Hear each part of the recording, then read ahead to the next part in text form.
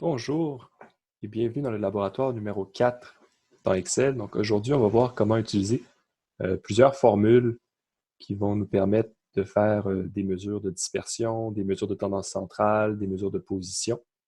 Donc sans plus attendre, je vais débuter. Donc comme à l'habitude, je veux juste vous rappeler certaines choses. Donc puisque la vidéo va se retrouver sur YouTube, vous pouvez toujours accélérer ou ralentir le débit de ma voix dans les options de réglage vidéo. Donc ça va vous être très utile. Donc, pour débuter, on va aller dans la feuille de travail qui contient la copie de notre base de données. Donc, dans cette feuille-là, je vais agrandir un petit peu mon écran. On retrouve bien sûr la base de données ici à gauche, notre légende. On a nos tableaux croisés dynamiques qu'on a utilisés pour le laboratoire 1 et le laboratoire 2 et 3. Et là, puisqu'on a le laboratoire 4, on va devoir trouver un espace vide. Donc, moi, arbitrairement, je suis allé à la cellule H10 parce que je trouvais que c'était facile d'accès, mais vous pourriez carrément prendre une autre feuille ou mettre ça n'importe où ça vous tente. Donc, j'ai déjà préparé mon fichier. Donc, j'ai écrit dans la cellule H10 tableau de mesure, puisque c'est ça qu'on va construire aujourd'hui. En dessous, mon titre qui va s'intituler mesures et les valeurs de ces fameuses mesures en question. Donc, je vais sauter une étape tout de suite du tutoriel papier et je vais fusionner et centrer ces cellules-là puisque ça va être vraiment le titre de mon tableau. Donc, quelles sont les mesures qu'on va calculer aujourd'hui? Il y en a plusieurs.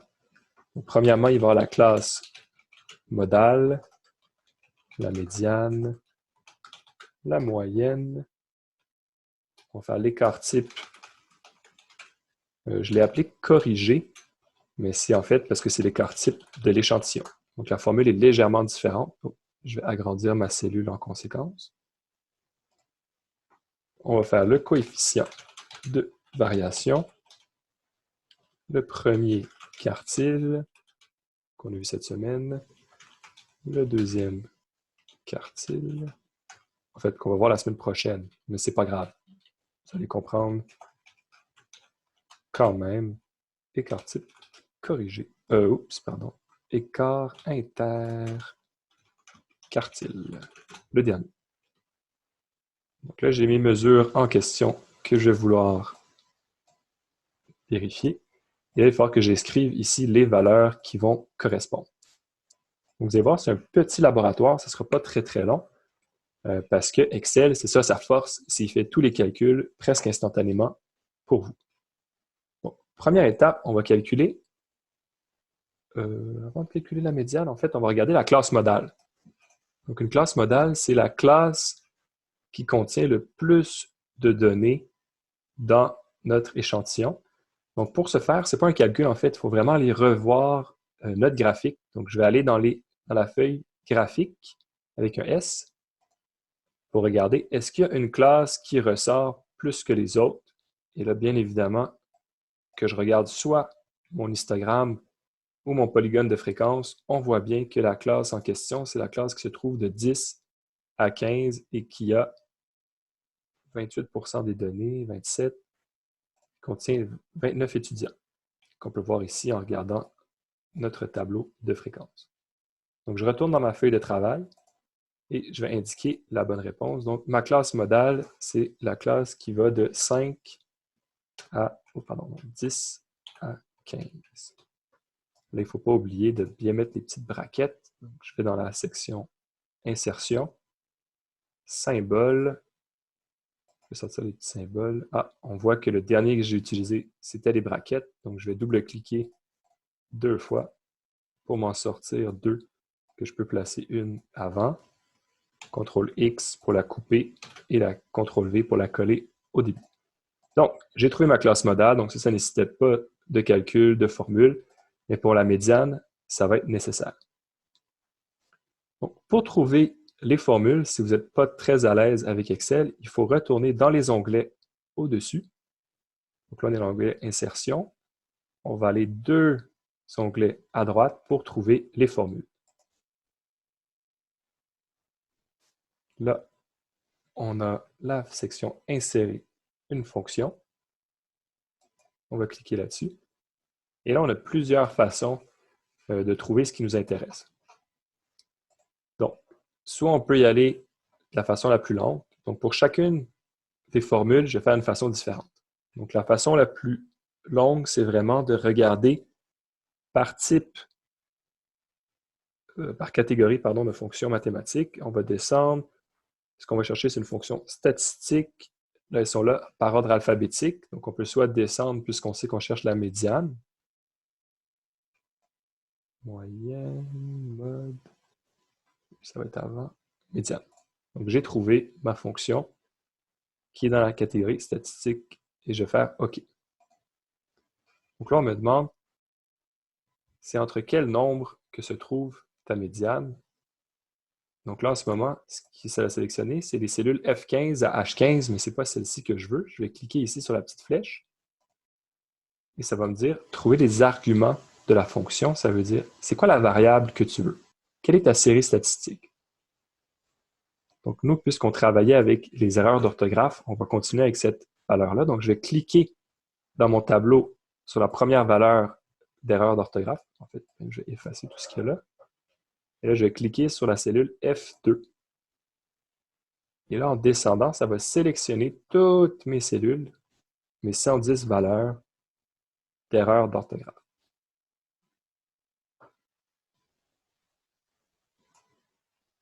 Donc là, c'est sélectionné de F2, 2 points à F111. Je vais recliquer sur la petite flèche et ça va me dire voici la médiane pour les valeurs qui sont comprises entre ces deux paramètres. Je clique sur OK et ça me dit que ma médiane était de 12. Tant pis, tant mieux, ça a fait ça pour moi. Donc, ça a séparé ma série statistique en deux après avoir classé par ordre pas chronologique, là, par ordre ascendant, donc du bas vers le haut. Et ça m'a trouvé que 12 était le nombre d'erreurs. En fait, 12 erreurs et moins. Et je recommence. Environ 50% des étudiants ont fait 12 erreurs ou moins dans le test de français. Maintenant, on va calculer la moyenne. Donc, je retourne dans Insérer une fonction. Cette fois-ci, je vais faire une façon un petit peu plus rapide. On voit en haut, il est écrit « Rechercher une fonction ». Il dit « Tapez une brève description de ce que vous voulez faire, puis cliquez sur « OK ». On va carrément écrire « moyenne ». Enter ou cliquez sur « Rechercher » et ça tombe directement sur la bonne fonction. C'est une façon un petit peu plus rapide quand on sait ce qu'on cherche. Je vais double-cliquer sur « OK ». Et encore une fois, on va aller sélectionner nos cellules. Donc, en premier, on va effacer et reprendre les cellules F2 à F111. Mais là, puisqu'on sait que la cellule qu'on veut est F111, on peut faire un petit tour de passe-passe pour aller plus vite. Si je fais F11, ça va sélectionner jusqu'à 11, mais si je fais F111, ça va prendre toutes mes données. Si on allait voir, pardon, si je clique sur OK, ça me sort la moyenne. Je vais double-cliquer pour vérifier et effectivement, ça a bien sélectionné toutes les données jusqu'à F111. Donc, vous avez vu, j'ai déjà trouvé quelques moyens d'aller un petit peu plus vite. Maintenant, on va aller trouver l'écart type corrigé. Donc, pour l'échantillon, je vais faire une méthode encore plus rapide. Pour faire un calcul dans Excel, il faut mettre le symbole égal en premier. Je vais commencer par mettre le symbole égal.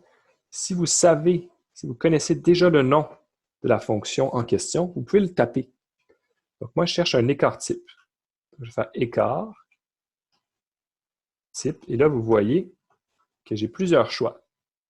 On voit écart type de Pearson, écart type standard. Si je clique dessus, il y a une petite définition qui va apparaître. Donc, écart type Pearson calcule l'écart type d'une population entière sous forme d'argument. Donc, population entière, est-ce que c'est ça que j'ai? Non, un échantillon. Donc, je vais descendre pour voir le deuxième. Écart type standard évalue l'écart type d'une population en se basant sur un échantillon.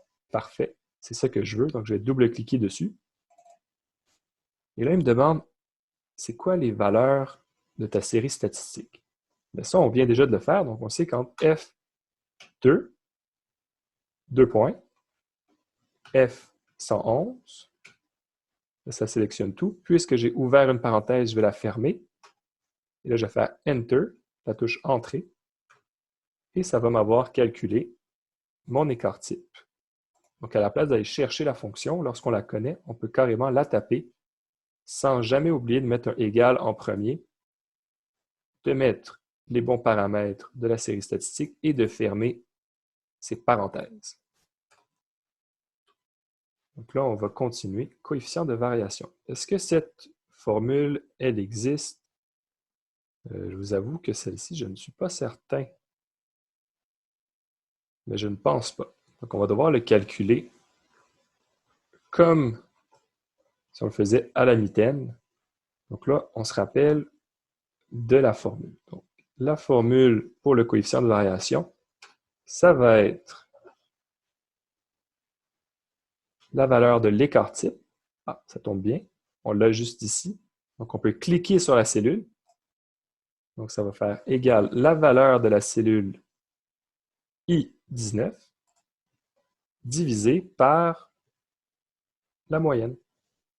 Donc, dans Excel, la touche pour faire la division, c'est la touche oblique. Donc là, on va faire la valeur de I19 divisé par la valeur de la moyenne qui se trouve ici. Si je clique dessus, ça va la présélectionner, divisé par la valeur de I17. Et pour effectuer mon calcul, je dois cliquer sur OK, Enter. Et juste comme ça a calculé mon coefficient de variation. Donc là, j'ai fait au long, parce qu'au final, Excel, c'est un peu comme une calculatrice. Si vous mettez un calcul, je vais faire un très simple que je vais effacer. Si je fais égal combien 2 plus 2 égale, si je fais Enter, ça va me donner la réponse qui est de 4, et ainsi de suite. Donc là, on va continuer le premier quartile, donc une mesure de position très populaire. On va faire la version longue pour le premier. Donc, je vais aller dans Insérer une fonction, qui se retrouve encore une fois en haut, à gauche. Je cherche les quartiles, donc je vais écrire quartile dans Rechercher.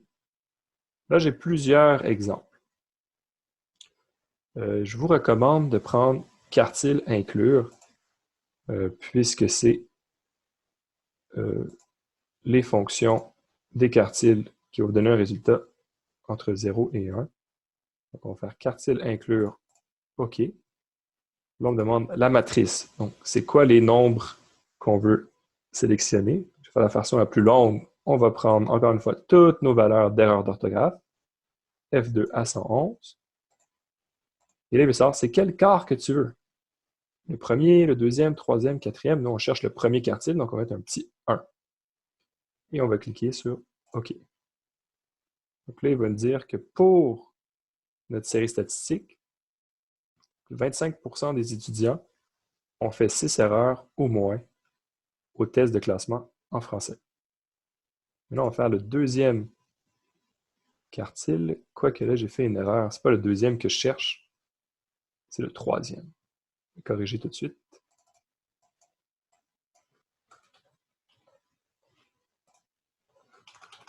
Troisième quartile. Là, je vais faire la façon rapide. Égale QUART. On avait décidé de faire quartile inclure ou exclure, je ne me souviens plus.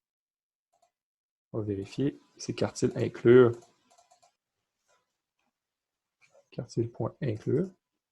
Là, on va mettre la matrice, donc les cellules qui se retrouvent entre F2, 2 points, F111.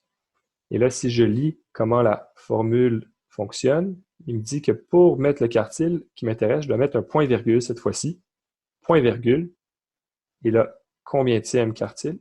Je peux cliquer sur le 3 ou mettre 3 et je ferme ma parenthèse avant de cliquer sur Enter. Donc, ça me donne 15,5. Donc, cette fois-ci, je sais que 75% des étudiants ont fait 15,5 erreurs de français ou moins. Et là, pour conclure avec ma dernière mesure qui m'intéresse, je vais calculer la différence entre le troisième quartile et le premier quartile.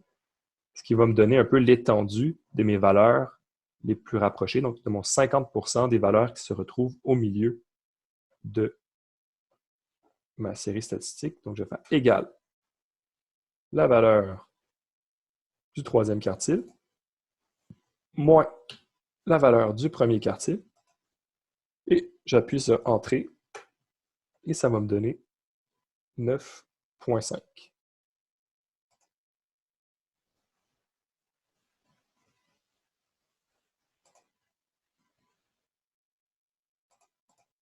Je vais vérifier. Ah, vous voyez, là, j'ai fait une erreur. Oh, il me l'a trouvé pour moi. J'ai fait pas F111, j'ai fait F11. Je corrige. Ah, bon. C'est pour ça que ça ne me donnait pas la même réponse que dans mon tutoriel PDF. Donc, tant mieux. Et là, je me rends compte aussi rapidement que j'ai fait une erreur pour mon coefficient de variation. Il faut faire fois 100. Donc, je suis allé trop vite. Donc, le fois dans Excel, c'est l'astérisque. 100. Ah, bon, c'est mieux ça. Donc, désolé, des petites erreurs qu'on va un petit peu trop vite. Donc, on a vraiment presque terminé. C'est un tout petit laboratoire. Donc oui, juste très rapidement, je vais faire un petit ajout que j'ai oublié de faire tantôt. C'est de réduire mon nombre de décimales pour la moyenne, l'écart type corrigé et le coefficient de variation. Donc, ce que vous pouvez faire, c'est sélectionner vos 3 cellules. Vous allez dans l'onglet Accueil en haut à gauche. Vous allez dans le quatrième sous-section, dans Nombre. Et là, vous pouvez soit ajouter une décimale ou réduire les décimales. Donc, on va en garder qu'une seule pour que ça arrondisse bien ce qu'on souhaite. Donc là, on va voir la moyenne 12,3 erreurs, l'écart type 8,4 erreurs et le coefficient de variation 67,7. Donc, c'est tout. Fin de l'ajout. On va juste embellir notre tableau. Donc, je vais aller dans la section Accueil. Et là, on se souvient des bordures. Donc, pour aller rapidement, je vais cliquer sur toutes les bordures pour que ce soit assez beau. On va mettre des grosses bordures à l'extérieur de mon tableau. Et, bon, c'est pas si beau que ça, là, mais ça fait quand même la job. Vous pouvez toujours faire toutes sortes de choses un peu plus.